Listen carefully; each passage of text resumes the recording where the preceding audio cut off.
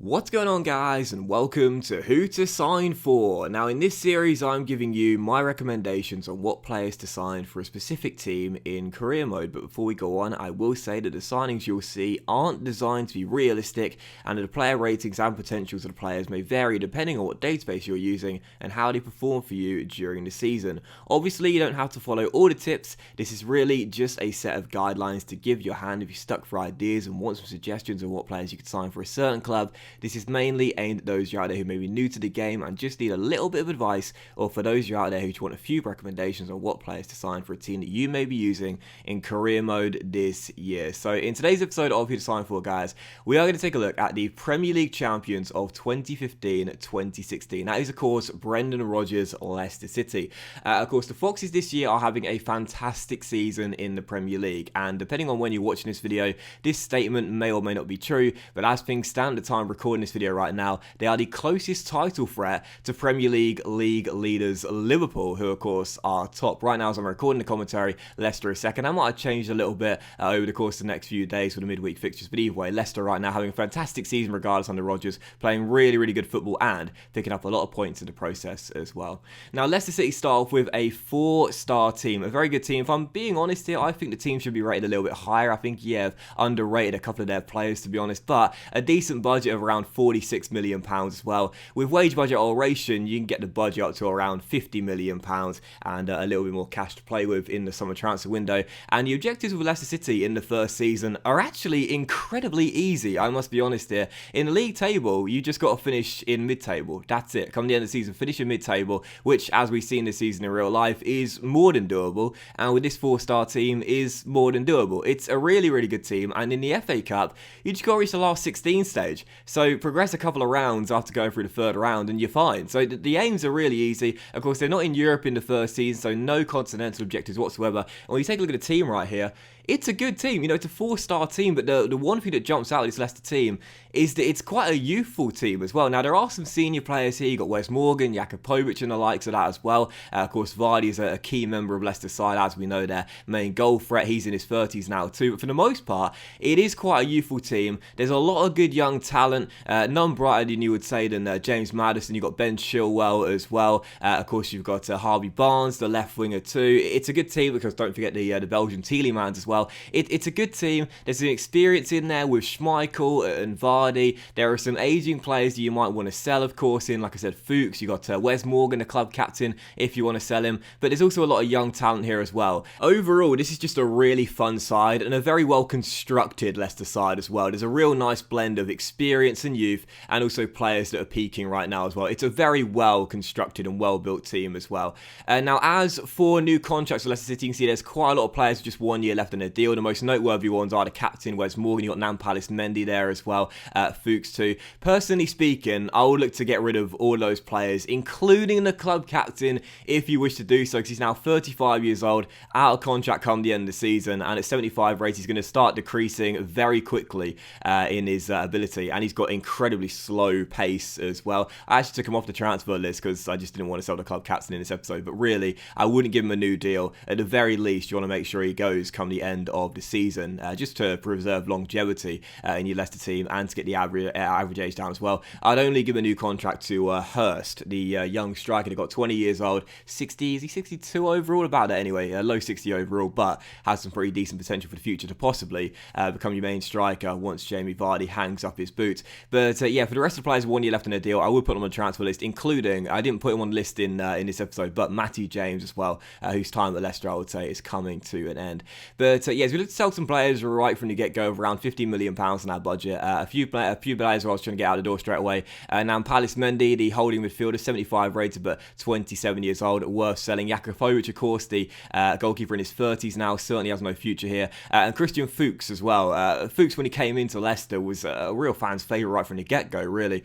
Very good left-back, good throw-on Christian Fuchs, and a very good, solid, reliable left-back, but now 73 rated at just 33 years old. I'd look to sell him in the first season, especially with him out of contract at the end of the season, and I'd also recommend selling Daniel Amati as well, just because the right back now could grow a few more ratings, but he's in his low 70s for overall. I'd look to cash in straight away and get a few million for him if you could. So after selling quite a few players there to start the episode off, we now bumped our budget up to around £60 to £62 £22 million. So we've already raised about £15 million since the beginning of the episode, just by selling those fringe players that are now aging a little bit and have little future in the side. And also became for Mark Albrighton here from Celta Vigo, the Spanish side. Albrighton I actually thought was quite an unsung hero as part of their Leicester title-winning season a few years ago. But now he's 29 years old, 76 rated. He's going to start decreasing in 1 to 2 years in his ability. I'd look to cash in on Albrighton personally, get a bit of money for him and look to replace him with a younger winger. But as for new signings with this Leicester team, as you saw the team earlier, it's a really good team. As I mentioned before, it's very well constructed, very well built, nice blend of youth and experience in there too. But for first team quality and to bring a player in for the first 11, when you've got around £60 million in the budget after selling those fringe players there, I would recommend a new class centre-half for this Leicester City team. Now, of course, you've got Soyuncu, who started the season off fantastically well for Leicester. What a signing he is looking like. Benkovic is the young Croatian they've got as well. I believe he came from Celtic, didn't he? I think he did. And then you've got the two experiences centre-backs in Johnny Evans and also Wes Morgan as well. But Evans and Morgan, obviously in their 30s now, due to decrease very quickly. I would look to get a new, good young centre-half. There were 3 names out on my shortlist. You had Akanji of Borussia Dortmund, Presnel Kimpembe of Paris Saint-Germain. Unfortunately, I couldn't get decent deals for either of those two centre-halves, but also this one here, Joe Gomez of Liverpool. Now, of course, as I mentioned before at the start of the episode, these signings aren't designed to be realistic, but Gomez would be an absolutely brilliant signing for the Foxes if possible. We agreed a deal of £26 million with Jurgen Klopp for the talented Englishman, and this kid right here, 22 years old, so still very young, but already 80 rated. He's valued at £18 million. You'd have to spend a few million over that, but this guy has got 88 potential at the time of recording this video right now, so he can become one of the best centre-backs in Europe once he hits his peak. He's got some fantastic base stats to begin with. He can also slide over to the right-back role as well when Ricardo Pereira's a little bit too tired. He's 6'2", and his key stats there, you got sprint speed, you got stand tackle, your interceptions. This guy not only reads the game well for such a young man, but physically too. He's quick, he's strong, and he's got good stamina as well. Defensively, very, very capable, and not bad when playing out from the back either. I would definitely recommend Joe Gomez if you can't get Kimpembe or Akanji as your first choice option here, and take out Johnny Evans. Obviously, Soyuncu is 2 ratings lower than Johnny Evans, but as he's 8 years younger, he'll probably grow to a higher overall than Evans come the end of the season. So put Gomez alongside Soyuncu, a nice, good, youthful centre-half pairing there of those two who are going to get very good in the future. So Gomez definitely my recommendation for a new signing if you can't get Akanji or Presnel Kimpembe. So yeah, that's the first player I'd look to bring in with Leicester City, a new centre-half, and now I'd look for a new backup left-back as well. Now, of course, Ben Chilwell is going to be your first choice left-back for all the years you're going to be at the King Power Stadium. I'm so high on this kid. I think he's a fantastic talent, really, really good athlete, but I'd recommend a new backup left-back after the sale of the 33-year-old Christian Fuchs. And there were 2 names on my shortlist here. I had Pedroza of Espanyol, a 74-rated 21-year-old Spanish left-back, and also Tavares, Nuno Tavares, a Benfica left-back, who also is, I think he's 73 overall actually, but 19 years old, so 2 years younger than Pedroza. We agreed a decent deal with Espanyol for Pedroza of £7.9 million. With Tavares, I got a real steal here for Nuno Tavares, £5.8 million plus a 15% sell-on clause, yes, but this guy, 73 rated, so the same overall as Christian Fuchs, despite the fact he's 14. Let me say that again, 14 years younger than Christian Fuchs. Yet he's the same overall, and therefore, as you know, he's going to have much higher potential and, most importantly, very good physical stats right from the get-go as well. He can play left back and also right back as well as cover for Ricardo Pereira. This guy is very, very quick. He's got a 4-star weak foot, so again, playing right back wouldn't be a problem. And his key stats there, 86 acceleration, 88 sprint speed, 84 stamina, and technically as well, you see some green stats there on the offensive end. This guy, when going forward, is going to be a joy for Jamie Vardy to play with, because he's going to be whipping crosses across the ground very, very frequently. And whilst he won't take out Ben Chilwell, 6 ratings lower, but he is 3 years younger, he will be your backup left back for Chilwell. But with the exciting prospect tag, he could be good enough in the future to compete with Ben for a starting left back role. Definitely worth picking up as your backup left back. You're not taking steps back on Christian Fuchs, and again, you're getting a player that is 14 years younger, very, very quick, very high stamina, can play right back as well. Just the ideal replacement for the Austrian. And again, for about £5.8 million, you can probably get him for his valuation at £5.5 million. It's an absolute steal, and he's going to be worth way more than that in the future. So after those two signings there, we still have money to play with Leicester City. And after that, I would recommend a new winger for the Foxes. Now, right now, they tend to switch their tactics up quite a lot under Brendan Rodgers. Sometimes they play 4-1-4-1, sometimes 4-2-3-1. In the game, they were lining up as a 4-3-3, so I thought I'd stick with that. And I would recommend a new winger. Now, of course, you've got Harvey Barnes that could play on the left-hand side. Damari Gray would come off the bench. Ioza Perez could start on the right-hand side of the wing. But I would recommend a new first-choice winger, especially if you do opt to cash in on Mark Albrighton. And I had several names on my list. We had Carlos Soler, we had Chiesa of Fiorentina, we had Richarlison, we had Rashica of Werder Bremen, and we also have Malondo of Espanyol as well. And all these players are going to cost you around 20 to 25 million pounds, some of which will cost you even more. You can see we ended negotiations here with Chiesa and also Richarlison. Marco Silva wanted way too much for the Brazilian, who's a fantastic talent, but unfortunately I felt as though even though we could afford him, I wanted to make more signings than just the one winger. So when he was not budging on 32 million, I just said fine, forget it, you keep the Brazilian and we'll look elsewhere. But yeah, we had Malondo, we had Rashica. There were several names. There's loads of targets for a new first choice winger here with the Foxes. And really, if you want to splash the cash on one particular player, then feel free to do so. But I didn't really mind who we could get. I just wanted one of them. So if you're not fussy, look for the best available deal for your budget. We agreed £23 million with Werder Bremen for Rashica. And as with Malondo from Espanyol, we agreed a very decent deal of, I think it was 23 million pounds or 22 million pounds plus a 50% sell-on clause. Yeah, 22 million pounds plus a 15% sell-on clause. So we have bids accepted with Soler of 23 million pounds, also Rashica from Werder Bremen of 23 million pounds as well, and also Malondo of 22 million pounds plus that sell-on clause there. Malondo and Soler both 80 rated, Rashica 79 rated, but Malondo was the youngest player as well, and I do believe has the best potential as well. This guy can grow to the high 80s and with dynamic potential could get even better than that. He's just 21 years old, and this guy will be a fantastic pickup for your Leicester City side, because also, despite playing on the wings and the wide midfield area, he can also play through the middle of the park as well and be a more direct threat. Only 21 years old and definitely worth picking up if you can get a decent deal. And again, ours was £22 million. So this guy is quick, decent stamina, most importantly though, technically great dribbling stat, great ball control stat, and also he's got the flair trait as well. Being highly versatile like he is a really useful thing to know, because we can either play him on the right hand side as an inside forward to cut in and shoot on his left, you can play him on the left hand side to put balls through to Jamie Vardy, or you can play him through the middle of the park. You got three positions where Malondo would really excel in. Personally speaking, I put him on the right hand side as an inside forward. Now Ioza Perez cutting into his right foot to shoot as a front three pronged attack who can all finish the ball really well. So that's what I would recommend. Perez on the left, Malondo on the right, both cutting into their preferred feet and shooting, with Jamie Vardy of course being your main out and out striker. But it's up to you though. You can play him on the left hand side or the right hand side, or even through the middle of the park. That's the good thing about Malondo. He's very, very versatile indeed. But so we still have money remaining in our budget after the signing of the Spaniard there, and I would recommend recalling these two players right now playing for Monaco out on loan. You've got Adrian Silva, the Portuguese central midfielder, and also Slimani, the Algerian striker as well. Now, both of them are in their early 30s, but to recall them both, there will be good options for your bench, and it only cost you around £1.2 million to bring them back. So you've got two players that are in the mid to high 70s coming in to play a role in your first team in the first season, and it's only going to cost you £1.2 million to improve the quality of your team and add some more depth to it as well. So I would definitely recommend recording those two players there, even though we'll have to start paying their wages. Again, £1.2 million to get players back into your side that add depth, will most likely both be on the bench regularly for you as well. And also, it's worth pointing out, now they're both in their 30s, them being out on loan means they're not really going to need the game time to start developing, because they're probably going to start decreasing a rating pretty quickly anyway. So I'd personally just get them back for squad depth. That's up to you, but I think it's the best thing to do. Just £1.2 million to improve your depth and get two decent seniors for your bench as well.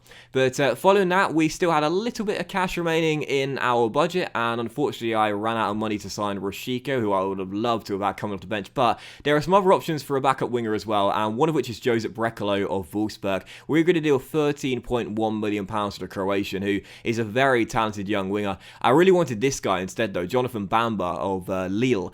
23 years old, 70 rated. This guy is very, very quick and has some fantastic stats with good potential as well. And at 78 rated, he could even start if you wanted to, ahead of Ioza Perez. But sadly, just couldn't negotiate a good deal with Lille. But with Brekalo, Brekalo, £13 million was all it was going to cost to get the 21-year-old here. 76 overall, has pretty decent potential as well, and for £13 million, it's an absolute bargain. Now, of course, you got Harvey Barnes, you got Demarai Gray. Both of these players can come off the bench and impact the game, but Brekalo has got some fantastic stats himself, and I would definitely say it's worth picking up. £13.1 million, sorry, can't forget that £0.1 million there. £13.1 million. His key stats are acceleration, agility, dribbling, balance, sprint speed, and ball control. That should tell you all you need to know about what this guy excels at here. Really good players to come off the bench, get bums off seats, with 4-star skill moves as well. Also really cool. Medium work rates, and again, a really good impact sub to have for Ioza Perez or Malondo when you want to bring someone on, an injection of pace, good skills, good ball control, good dribbling. Definitely worth having for your bench there,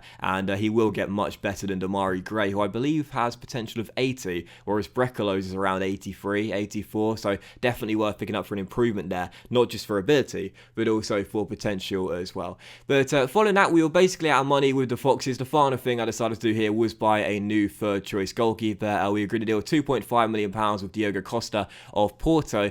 Sadly, I was trying to swap out Jakupovic for both of these goalkeepers here, but neither of the Portuguese sides wanted him. I just couldn't sell Jakupovic in the first window that I really wanted to do there to get rid of his salary, but sadly couldn't do that. But I went in for Costa. He's 70 rated, 19 years old. So whilst he's not even good enough for the bench right now, he's only going to cost you around his market valuation, which is £2.5 million.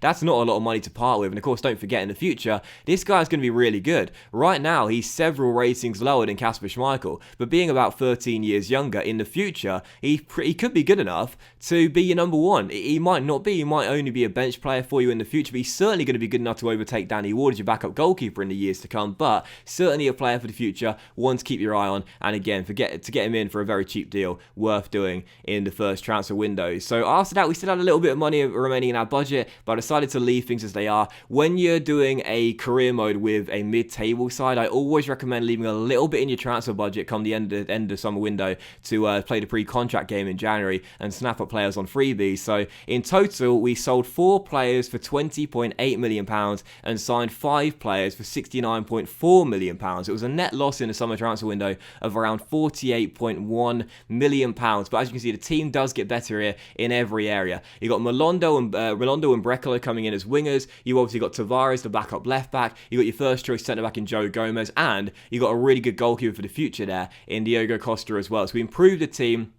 both in the reserves, both on the bench, and also in the starting 11 as well. So like with Leicester, we're thinking about all the areas of the side, not just spending all the money in the first window on one superstar. And come the end of the season, as you can see with the Foxes, it was what the board expected. In the end, we did not finish where they currently are right now in real life. But of course, you're not expected to do that in the first season. You're only supposed to finish in mid-table. We did that very comfortably, finishing 9th place, a top half finish for the Foxes, and only 6 points behind West Ham for a Europa League spot as well. So a very decent first season with Leicester. It was not great, but it certainly wasn't bad either. It was what the board expected. And that's the one thing you've got to remember with the Foxes as well. In the game, as we've seen in this year's career mode, the big teams rarely drop points. So if you want to try and battle for a top 4 place, you're going to have your work cut out in the first season. But this is a project. In the Carabao Cup, we were knocked out by Chelsea in the 4th round, and in the FA Cup, we reached a round of 16. So did what the board asked of us there, as we lost to the eventual finalists Arsenal. So no shame we were getting knocked out of the cups by Arsenal and Chelsea. If we had a little bit more luck in the cup draws, we probably could have gone further in those competitions there. But for the most part, again, it doesn't really matter, because we've done exactly what the board asked of us.